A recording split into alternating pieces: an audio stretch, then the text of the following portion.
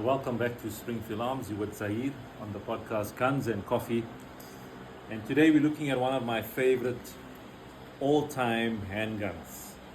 And that is none other than the Smith & Wesson 44 Magnum Model 29. This baby is a cult classic, made famous in 1971 by none other than the fictional police officer character Dirty Harry, played by the legendary Clint Eastwood. And for those of you that have watched or grew up watching the Dirty Harry movies would remember the famous line, "Do you feel lucky, punk?" Well, do you? So the 44 Magnum is chambered in, you guessed it, the 44 Remington Magnum cartridge, developed by Remington, but made famous by Smith & Wesson. So they've actually built the cartridge first, and then they had the gun manufactured to handle the power of the 44 Magnum.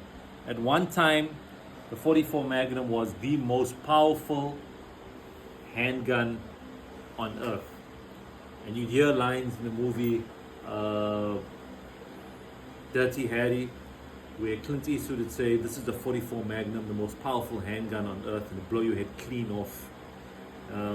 Which was actually true at the time, until later on there were more powerful handguns to come out. Today, Smith & Wesson has what we call the 500 Smith & Wesson Magnum, which is the most powerful handgun. But the 44 still reigns supreme, from the fact that the amount of ammunition available in terms of the variety is fantastic. You could load a 44 Magnum to fire loads that are comparable to your 45 ACP 357 Magnum, all the way up to your powerful Magnum loads. So there is a massive amount of play that you have in terms of your reloading, from where you could start off and where you could end. The Magnum cartridge, has been around since the 50s, but like I say, it became a cult classic in the 70s, and today they're not very common. You don't find a lot of people carrying 44 Magnum. They say it's a bit impractical to carry. But in other schools of thought that say, well, there's only 6 rounds in the gun, and if it can't be done in 6, then it's too late. You know what I mean? So people have their views on the 44 Magnum. Anyway, this is the Smith & Wesson Model 29, and this barrel is an 8 3/4 inch barrel. They came out with 4-inch barrels, 5, 6.5 inch. This is the 8 3/4 inch barrel in blue. It's absolutely stunning. They just don't make it like this anymore. You can see these are all hand welds here on the firearm, on the hammer itself.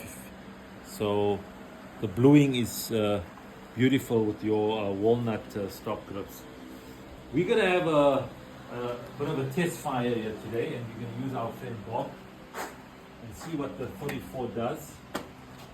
Let's have a bit of fun there. And that's Bob, and that's a 44. I wouldn't want to be on the other end there. Good luck, Bob. Eyes and ears on. So I'm loading this is 250 grain lead bullets, hand loads, and they should be going out at around, 1,300 feet per second. So it's not a full-blown Magnum load. I would say it's medium. Let's see what happens.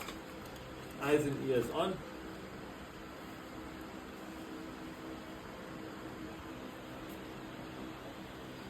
We'll just do it the way Clint Eastwood would do it. Or do you feel lucky, punk? Well, do you?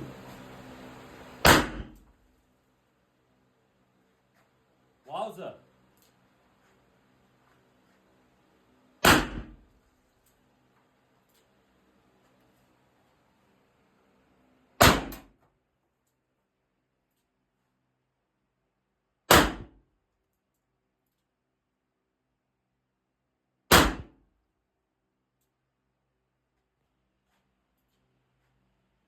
that 5 or 6? In all this excitement, I lost count. It's another line from the movie. How many was that, Max? 6. Well, that's 44 Magnum for you.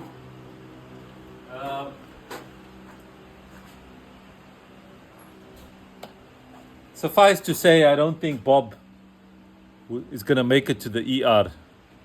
Have a great day. I'm out of here. Keep punching. Be safe.